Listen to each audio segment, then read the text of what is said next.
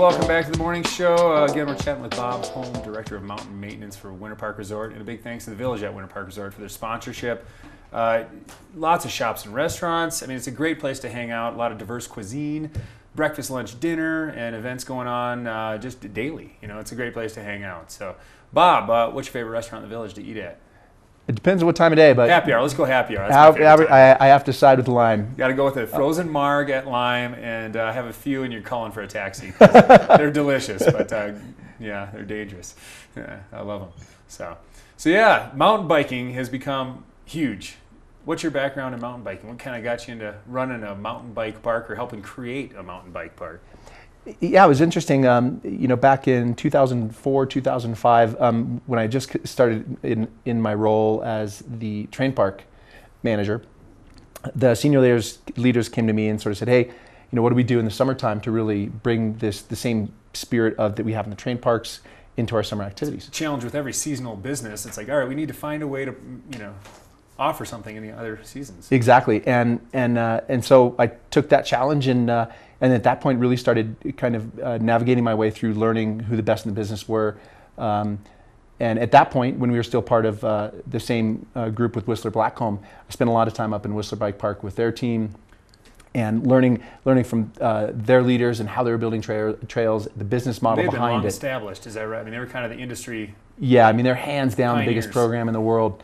And so I just want to learn from the best, and we still are learning from them, and we work closely with them on a number of different levels. Not a bad place to go have an educational experience, you know. Yeah, annual trips to Whistler was a good thing on Huge many levels. Yeah. So yeah, it was good stuff. And then so you just learn from them and start slow implementation. I mean, each year it seems like there's always new excitement on what's coming out. Yeah, what we did is we started with taking a look at the existing trail system, which was more or less you know, cross country, all mountain trails, and then really start turning them into purpose-built trails. We worked with the Forest Service closely to come up with a master plan, sort of grand scheme, and then partition it down to different phases. First phase, we built just over 9 miles of new trails, which really got us to where we are today, which is the biggest bike park program in the United States. How many miles are there right now? There's over 40 miles at this point. Downhill? Of downhill trails. Yep. Features, I mean, it's just unbelievable. Hundreds and hundreds of features. I mean, back in the day, we used to count them and be like 125 features, and now, I mean, we have Rainmaker has 80 jumps on one trail, so now we no longer really count featers. And these are legit jumps. I mean, it's fun to watch people just go through. I've cruised through a couple times, and some of them I had to just watch. I didn't participate in all the launching, but I mean, there are trails for the more green. I mean, it's kind of like a ski resort with a green, a blue, a black. Yeah, great question. So what we've tried to do, especially with our latest edition last year with Green Hornet, which is a very good first-time trail. It's actually free. It's underneath the Cabriolet, so you can ride right down Green Hornet into the village. What we tried to do is make a progression of trails from green to pro. And our pro line banana peel is arguably the most technically challenging, not from a racer perspective, but from a slope style and free ride perspective. It's the most technical trail in the United States, arguably North America. Wow, that's incredible. And so, I mean, we're going to have a huge event coming up, and we're going to talk about that after another break. But is there any uphill riding going on at the resort right now? Yeah, so there is. We allow uphill riding on the summer road to then access the bike park and then ride down. The goal of having everything be downhill trails is that all the bikes are traveling in the same direction. Outside of our operating hours, you can climb blue and green. You know, the interesting thing. I didn't realize that. So after typical, I know you have a couple of days to go a little later, but what's the typical close for the day? It depends on the day, but typically we're closed at 5. Sweeps done, you know, 5:30, 6 o'clock. Okay, so if you want an uphill ride during the peak Sundays in the summer, you can go for an evening ride. Yeah, on those green trails, because really once you get into the more difficult trails, there's features that are made to go downhill, and so climbing up them, you'd be actually walking around up features, and it's just not really what they're intended. And right. You know, we're in a valley of, you know, a bunch of really amazing trail systems, and so you got for plenty us, of options of cross-country rides. Exactly. Yeah. But to that point, you know, we did add in our latest phase 2 that we were going into. So phase 2 is a big deal. You know, it's been real exciting for. It has been. Yeah. We're adding another 10 miles of trail, so we'll be over 50 miles of trails, and we're bringing in a couple trails that locals would probably know that come off the backside of the mountain and head down into town. We're bringing those into the system not as a downhill purpose-built trail, but more as a cross-country trail. They're two of my favorite trails in town. Yes. Helly's Nuts and Eye. Yes. So we're going to go in, make them. We're going to do the right thing with them as far as how they're constructed and what how they're routed. But the goal is to really provide more access to the mountain to then ride down, and for our cross-country race series, Epic Single Track, more race courses and get people out pedaling their bikes.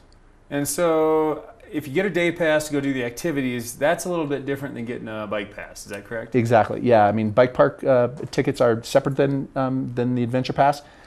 There's combination products available, but typically what we found is people are either out there to mountain bike or out there to do the summer activities, with the caveat that we have a Trestle 100, which is an intro to trestle program that's really designed to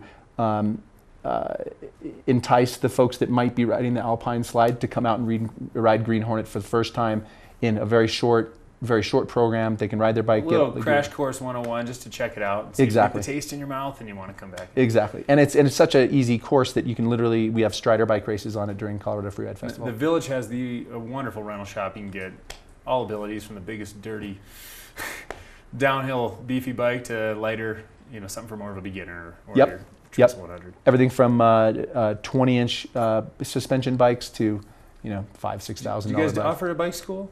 We do.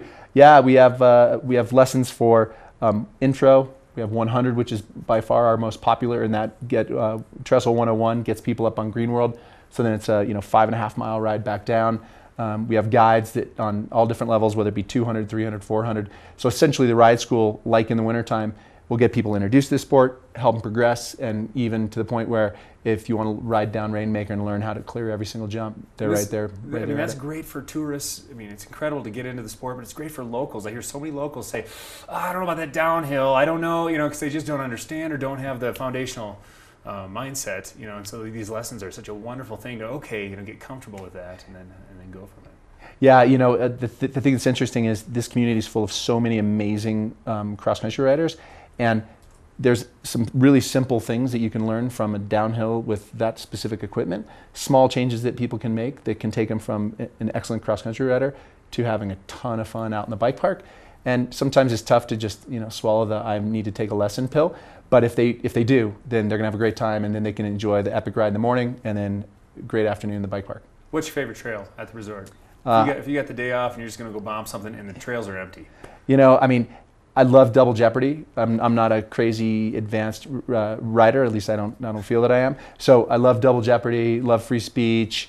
Rainmaker obviously is a great one, especially the lower section, boot camp. So there's all kinds of great sections. And this next set of trail that we're going to be building for the next 4 years is going to be some amazing type of trail that we don't even have the rest. It's just awesome. Every trail that comes out is just like a kid in a candy.